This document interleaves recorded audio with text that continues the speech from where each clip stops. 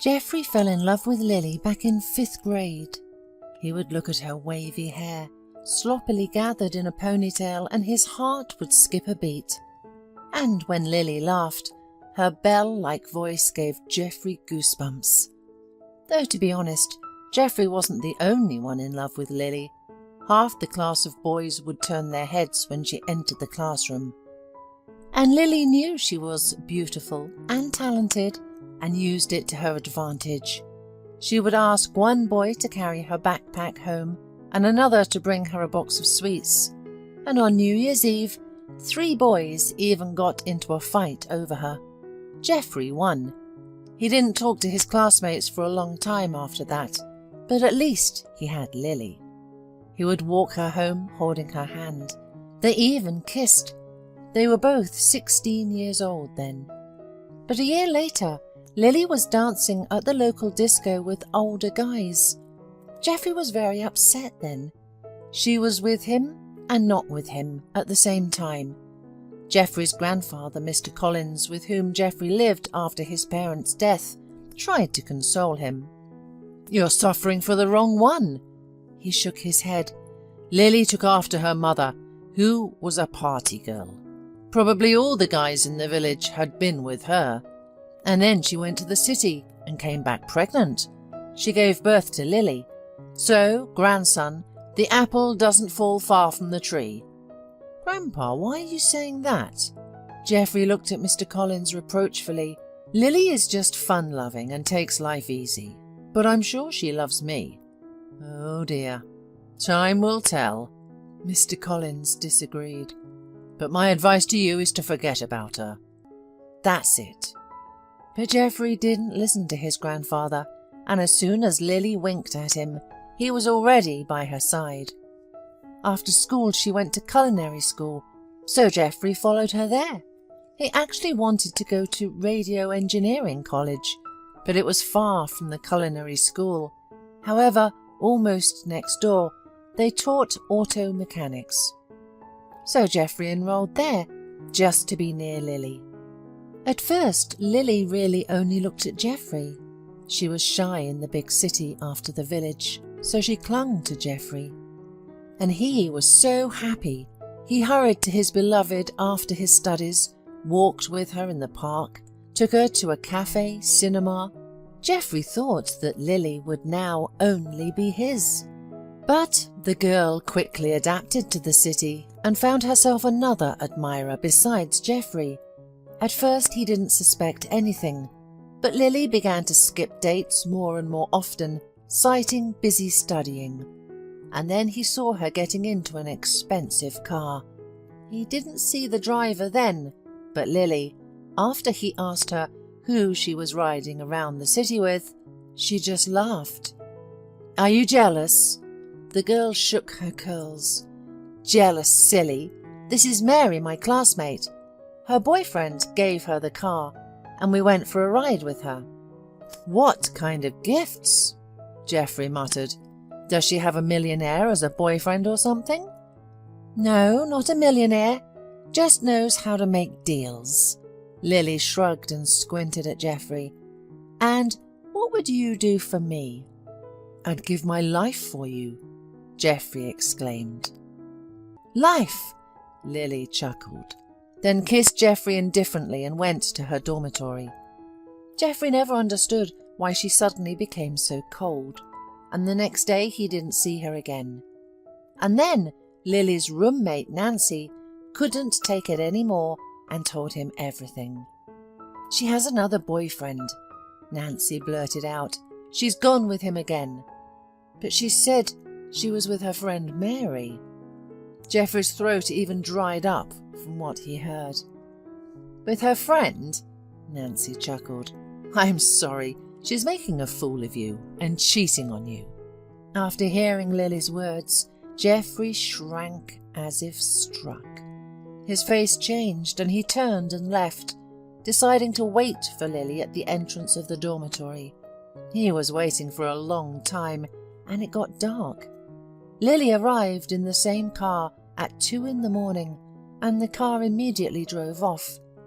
The girl ran to the dormitory doors without noticing Geoffrey, but he called out to her. Lily approached, looking confused. "Geoffrey? And what are you doing here? Are you following me?" "So it's true what they say to me?" Geoffrey asked. "Are you cheating on me?" "Cheating?" Lily laughed. "Oh, not. I am choosing Geoffrey. I was thinking who was better between you guys, and you know, it's not in your favour. Ben is rich, attentive, he gives me flowers and takes me to the restaurants. And what can you give me? Just moonlit walks? But I love you." "So does he," Lily laughed. "Okay, buddy, I'm going. It's time for me to sleep." As she clacked her heels towards the porch, Geoffrey watched her go. The door to the dormitory closed behind her, and he stood there stunned. That's it. His soul was empty, and his heart was cold. Nothing else held him in this city. The next morning, Geoffrey picked up his documents from the technical school and went to the station. A few hours later, he was knocking on the window of his native house. Grandpa understood everything, although Geoffrey was lying about uninteresting education. "So, Lily dumped you, right?" he asked directly. "She did," the guy admitted dejectedly. "I've told you, grandson," Mr. Collins exploded. "I've told you to stay away from her, and you kept saying that you loved her. That's what you got in the end." Grandpa raged for a long time, and Geoffrey sat there almost crying, not saying another word. Eventually, Mr. Collins calmed down, patted the guy on the shoulder, and even cheered him up, saying that he would have so many more lilies. But a month later, Lily returned to the village. She came to apologize to Geoffrey, crying. "Geoffrey, forgive me." Lily wiped away tears. "I was stupid.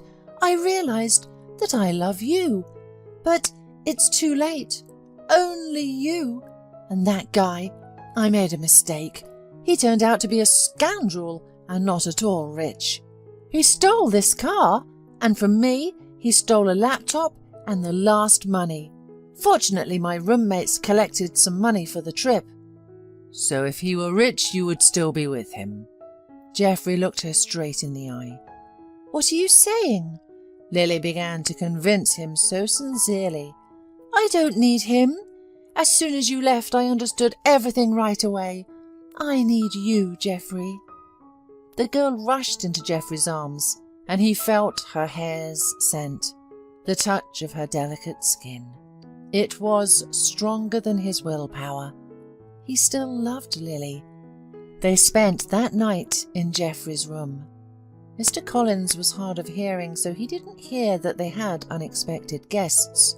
But in the morning, he saw her. He cursed, wanted to drive Lily out, but Geoffrey stopped him.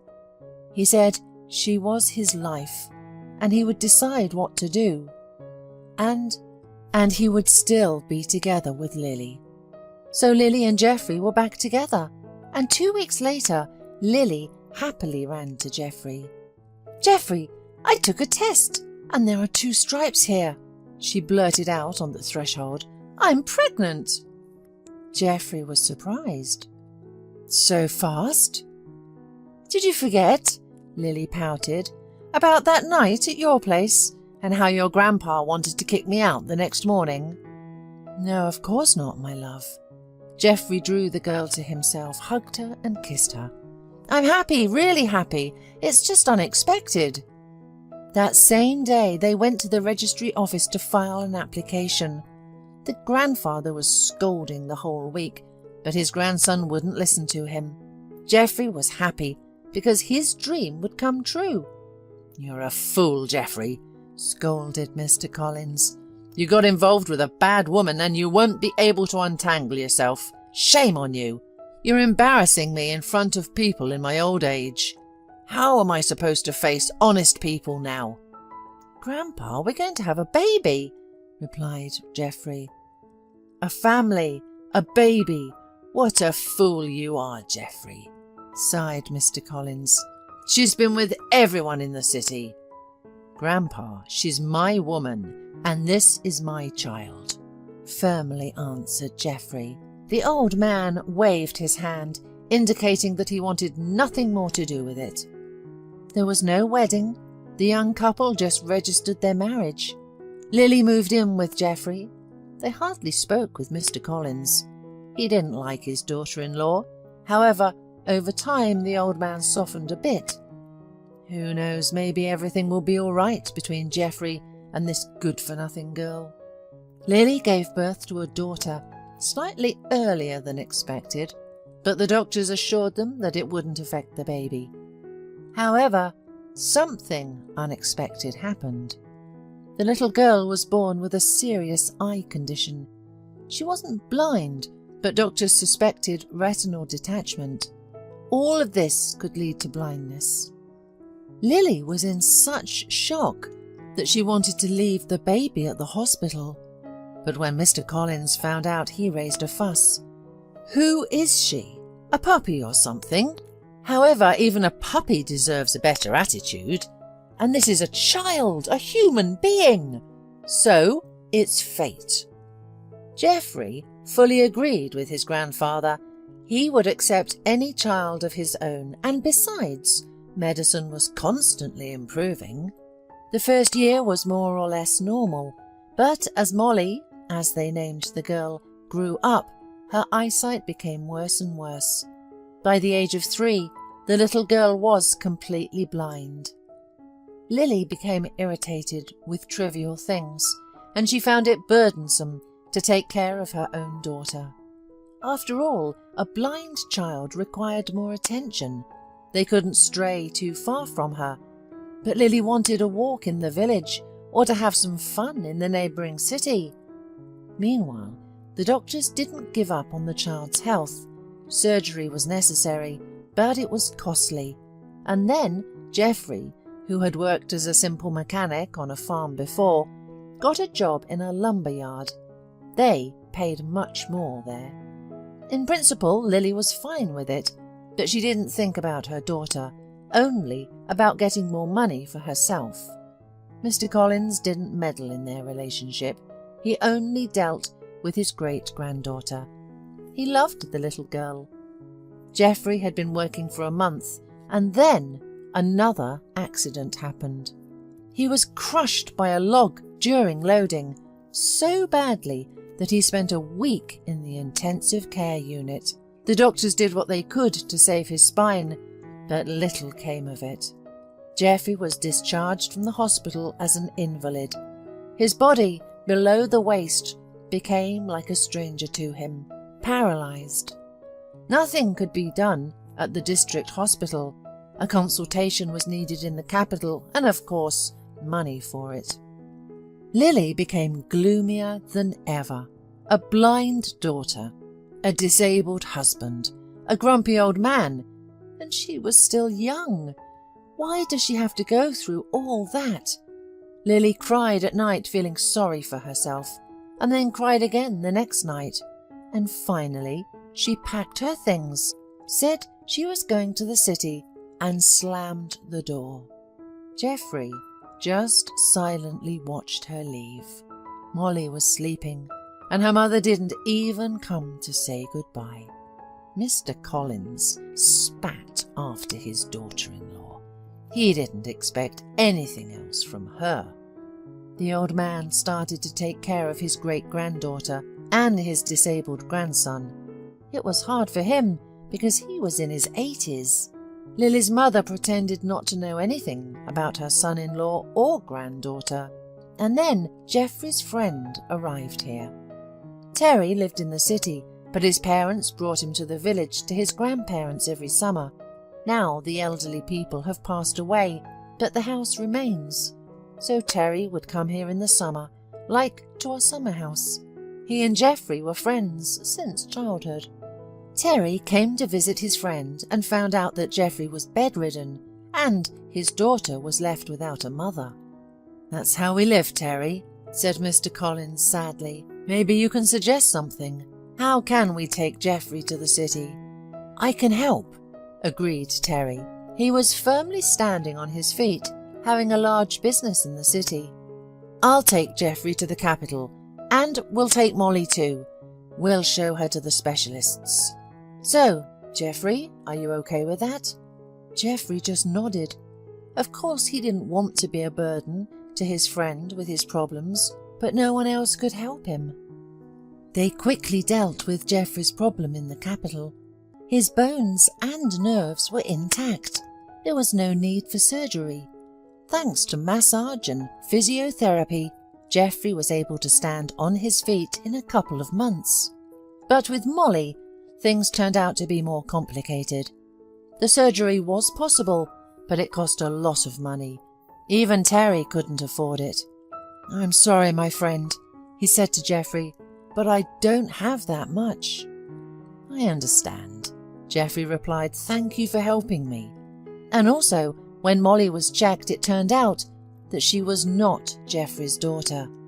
As soon as Mr. Collins found out, he got furious at Lily, but he didn't refuse Molly and Geoffrey, despite the DNA results. Still considered her his daughter. So they continued to live together. Geoffrey got a job as a driver for Terry and was constantly travelling to the city. 3 years passed, and Molly grew up. She was supposed to go to school, but where to go if she was blind? And then a young teacher came to school. Kaya Donovan had completed courses on how to work with blind children as well. She suggested teaching the girl at home. One day, when Geoffrey had a day off, they met with Kaya. The girl was teaching Molly at the time. Geoffrey, who hadn't looked at women all these years, suddenly felt that this young teacher had touched his soul, and Kaya liked Geoffrey. Soon they started a relationship, and Mr. Collins was only happy. He liked Kaya, kind, friendly, decent woman. Soon Kaya found out that Molly could sing well, and she suggested going to the city and performing concerts in the square, and people would donate money for treatment. Mr. Collins hesitated, wondering how much they could raise, but Geoffrey liked the idea too. In childhood, grandfather Mr. Collins had taught him to play the accordion, and that accordion was still gathering dust on the shelf. The first concert didn't go well. Molly was shy and Geoffrey had forgotten how to play, but soon their concerts were a success. While they sang and played, their audience threw money into the box where it was written, "For Molly's operation, help the girl regain her sight." Then the media got involved.